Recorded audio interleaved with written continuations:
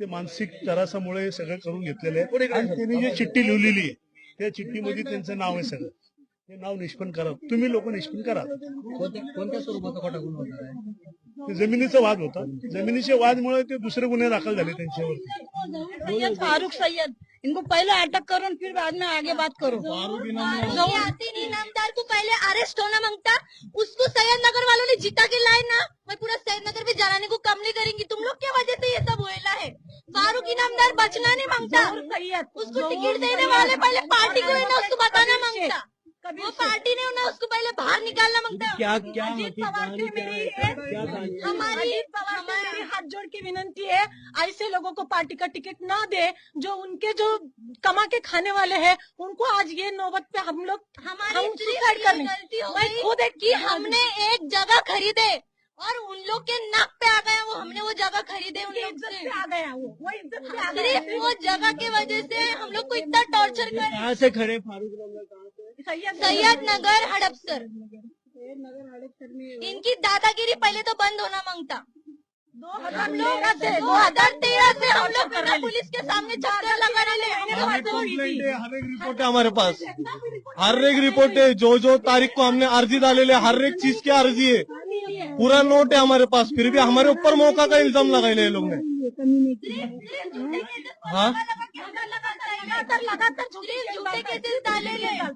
2013 में मैंने poison P, कैसा लोगों ने मुझे बचाया जब भी मैं मरती थी। हाँ, वो जगह के लिए फिर कॉम्प्रोमाइज करे हमारे पास, जब भी 5 गुंठी की जगह लिया, फिर अभी पूरा दावा मारा। पुलिस वालों ने स्टेटमेंट दिया, कौन सा पॉलिटिशियन, वो मान सिंह पाटिल ने हमारा नाम डाले, उन्होंने तहकीकात भी नहीं करी ये चीज की, ये तहकीकात भी नहीं करे और हमारा नाम डाले, उसके अंदर हमारे मेरे पापा को बदनाम करेले, उसमें बदनाम करेले उन्होंने, एक जबरदस्ती नाम डालेले। आता काय मागणी? गेला तो काय मागणी आहे? फारूक इनामदार, जहूर सय्यद, कबीर ऍडव्होकेट यांना अटक झालीच पाहिजे। डीसीपी डॉक्टर शिंदे झोन आता 6 झालंय, ते आधी 5 होतं, त्यांना भेटण्यात आलं होतं, त्यावेळेस समजवण्यात ते म्हटले की आम्ही चौकशी करू, परंतु लोकल पोलीस स्टेशन, खालच्या पोलीस स्टेशनचे काही अधिकारी हंसाटे यांना सुद्धा म्हटलं आम्ही की बाबा ह्या गरीबाला का अडकवता, याच्यावरती सखोल चौकशी करा, न्याय द्या, परंतु त्यांनी काय न्याय दिला नाही, त्याच्यावरती उलटे गुन्हे दाखल केले, त्यामुळे आज तो आत्महत्येला प्रवृत्त झाला असं आम्हाला वाटतंय।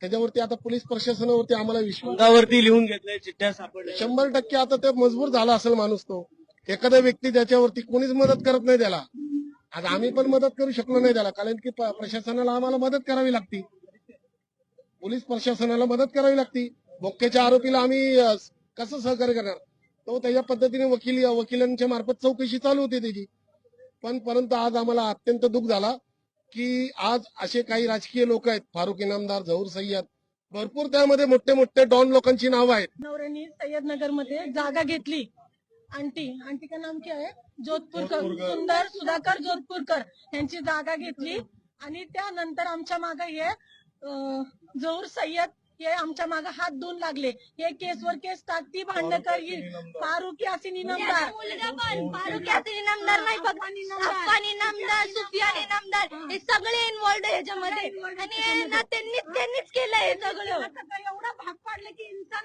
इतना कर्जों से पड़ रहा है, इसका देने का है, उसका देने का, मगर सबके बारे में लिखा सबको। हो, पैसे खाल्ले त्यांनी, पैसे खाल्ले म्हणून तर कारवाई नाही केली, कारवाई केली असती आज माझा बाप मेला नसता। यामध्ये कोण पोलीस कर्मचारी? ही सगळे मोहम्मदवाडी आणि काळबाडल पोलीस स्टेशन आहे ना, ह्यांनी केलं हे सगळं। माझ्याकडे कंप्लेंटची झेरॉक्स आहे, ते मला प्रत्येक 50 कंप्लेंटची, लाखाची, प्रत्येक अर्जाची माझ्याकडे सगळी नोंद आहे। 50 लाखाची माझ्याकडे खंडणी मागितली 2012 पासून माझा बाप नडतोय, 2012 पासून एकदा यांनी काही केलं नाही तिकडे कारवाई। खंडणी काय मागितली ती, काय म्हणतात? 50 लाखाची खंडणी मागितली होती, जर तुम्ही ही दिली तर मी ती जागा सोडून देईल असं सांगितलं होतं त्यांनी, पण आमच्याकडे काही नव्हतं, आता आम्ही कर्जबाजारी झालो होतो। कोणत्या प्रकारचा खोटा गुन्हा दाखल झाला होता? कुठल्या टिपू बरोबर ह्यांनी गँगस्टर टिपू बरोबर ह्यांनी कुठल्या तरी जागाची केली, पण माझ्या नवऱ्याचा टिपू बरोबर काहीही संबंध त्या नव्हता। बाईने कंप्लेंट केली आहे, त्याच्यावर मोका लावलाय, त्याच्यावर आम्हाला जामीन भेटत नाही, त्या बाईला आम्ही ओळखत नाही, माझा बाप कधी माझ्या कधी बापाने बघितलेला नाही माझ्या त्या नवऱ्याने बाईला आम्ही, बघितलं सुद्धा नाही, आणि तिने आरोप लावलाय तिने आम्हाला। आरोप लावला की माझ्या नवऱ्याने तिथं जाऊन जबरदस्ती करून तिची जागा बळकावली म्हणून. 2 आज महिने त्या 1 महिन्यापूर्वी बाईसाठी एवढा माझा माझ्या नवरा आईचा जबाब त्रास आहे. झाले. काळेबडळ पोलीस स्टेशन मध्ये माझ्या आईचा जबाब आहे 2 महिन्यापूर्वी. अजूनपर्यंत त्यांनी कंप्लेंट ती द्यायला complaint का ना काहीच घरी केली आले ना नाही. बोलवलं का?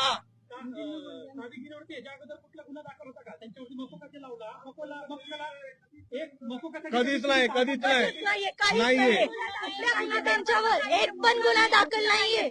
जबरदस्ती पैसे खाऊन आमच्यावर खोटे खोटे आरोप लावून आम्हाला मकोका आणि फरार घोषित केलंय. अजून असे लोक असू शकतात की ज्यांच्यावरती बोगस गुन्हे दाखल झाले असतील. हो, अजून खूप आहेत असे. ही जी राजकीय लोक आहेत ती कोणत्या पक्षाशी संबंधित आहेत काय? राष्ट्रवादी ते अजितदादाचे नाव घेऊन लढतात ते. अच्छा, आता इलेक्शन उभे ते. हो, उभे. उभे. फारुख यासिन इनामदार. मी हात जोडून रिक्वेस्ट करते अजितदादा पवार, तुम्ही ह्या केसकडे लक्ष द्या आणि काय ते मला इन्साफ लवकर द्या. तोपर्यंत मी ह्यांचा अंत्यसंस्कार करणार नाही. पहिले पकडा, पहिले त्यांना काय ते मला हे करा. माझी 50 लाखाची खंडणीची मी केस दाखल केली, त्याच्यावर का तुम्ही ऍक्शन घेतली नाही? किती वेळा तुम्ही तक्रार दिली आता? मी आतापर्यंत बऱ्याच वेळा तक्रार दिली. 2013 मध्ये टाइम्स ऑफ इंडिया मध्ये माझा लेख पूर्ण आलेला आहे की मी पॉयझन पिऊन हे केलेलं होतं. त्यावेळेस मी वाचले या जागेसाठी काहीतरी इथं सोक्ष मोक्ष लावा म्हणून मी पॉयझन पिलेले होते. का पिलेले होते? मग त्यावेळेस तुम्ही केस दाबली, परत हे केलं, चला आपण कॉम्प्रोमाइज करू, परत बिल्डिंग बांधू, परत हे करू, परत ते करू. परत माझा नवरा तिथं कामाला आला की परत त्याच्यावर केस टाकतात, परत उचलून फेकतात. म्हणजे काय चाललंय हे? अटक जर झाली तर तुम्ही काय पुढची भूमिका? आम्ही अंत्यसंस्कार करणार नाही कुठले नातेवाईक. नाही बॉडी नाही घेणार आम्ही. बॉडी पण नाही घेणार आम्ही ताब्यात. त्यांना अटक केल्याशिवाय आम्ही बॉडी नाही घेणार आता. सगळे पोलिसांचा हात आहे याच्यामध्ये. कोणत्या कोणत्या पोलीस कर्मचाऱ्यांचं नाव आहे? मानसिंग पाटीलचं आता जे कारवाई करत होते त्यांचं आहे. बाकी पोलीसवाल्यांचे जे ज्यांनी आमची एफआयआर घेतली आहे 2012 पासून आतापर्यंत सगळ्यांची एफआयआर ची कारवाई करा. डेट आहे सगळे. माझ्याकडं मी त्या ज्या जागेवर ज्या जाऊन तारखेला आम्ही नोटीस दिलेली प्रत्येक नोटीस आहे माझ्याकडे. प्रत्येक वेळेस 100 नंबरला फोन करून ही पोलीस बोलवून तिथं जात होते. त्यांना सांगत होते बाबा आमची जागा हे असंच आहे, त्यांना थोडं सांगा, असं करा. पण काही अफवान इनामदार, सुफियान इनामदार यांनी आमचा छळ भरपूर केलाय, भरपूर केला आमचा छळ यांनी. बघा माझी आता रिक्वेस्ट आहे की आता ह्याच्या पुढे काय करताय तुम्ही, त्याच्यानंतरच आम्ही बॉडीचे अंत्यसंस्कार करू.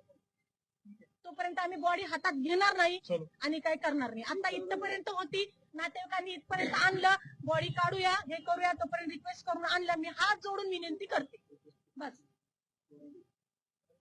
जे पण आरोपी आहे त्यांना पहिले अटक करा, तर तेव्हाच आम्हाला बॉडी घ्यायला बोलवा, नाहीतर आम्हाला बोलवा पण नको तुम्ही. धन्यवाद. गावा.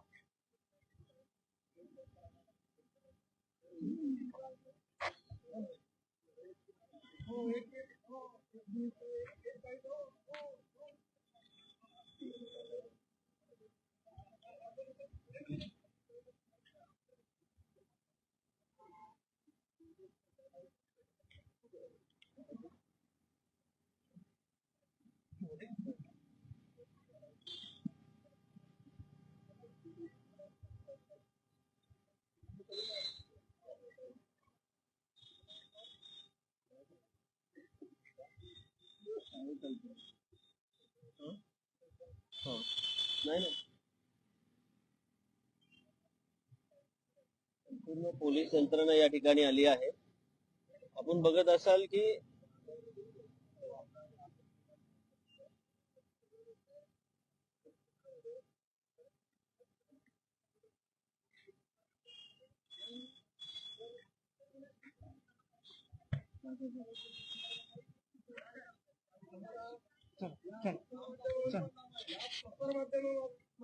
एक आव्हान आहे, भारताचा चौथा स्तंभ आपणास मानतो आम्ही. भारताची न्याय याचिका चौथ्या स्तंभावरती अवलंबून आहे. तर कृपया आपल्या प्रसार माध्यमावर विनंती आहे माझी की आपण जर आम्हाला न्याय मिळाला नाही तर आपण आमच्या पाठीशी उभे राहावं, ही आपल्याकडे आम्ही विनंती करतो. या परिवारामार्फत त्याचे मित्र बंधू आम्ही त्यामार्फत आम्ही तुम्हाला विनंती केलेली, तुम्ही आम्हाला सहकार्य करा.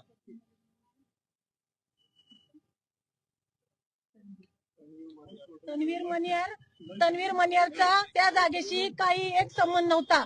तनीर मनियार त्या जागेवर उभं राहून मला दादागिरी करून माझ्याकडे हे आहे, माझ्याकडे एवढे मोठे पेपर बनवून त्याचं हे करून ते करून त्यांनी एवढा त्याला मस्का बनवला त्यांनी. त्यांनी तन्वीर मनियार आहे ते त्यांनी जागा ज्याच्यावर कब्जा करायला त्याच्या बरोबर जे फारुकी नामदार थांबले ना पेपर बनवले यांनी चुकीचे सगळे. पेपर बनवून काय काय त्यांनी सगळं सबमिट केले ना, सगळ्यावर कारवाई उद्या.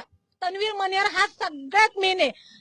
जोहर सय्यद, तन्वीर मनियार आणि फारुकी यासीन नामदार. आणि हे दोघांवर फारुकी इनामदार आहे. टोटल फारुकी इनामदारचा सपोर्ट आहे यांना.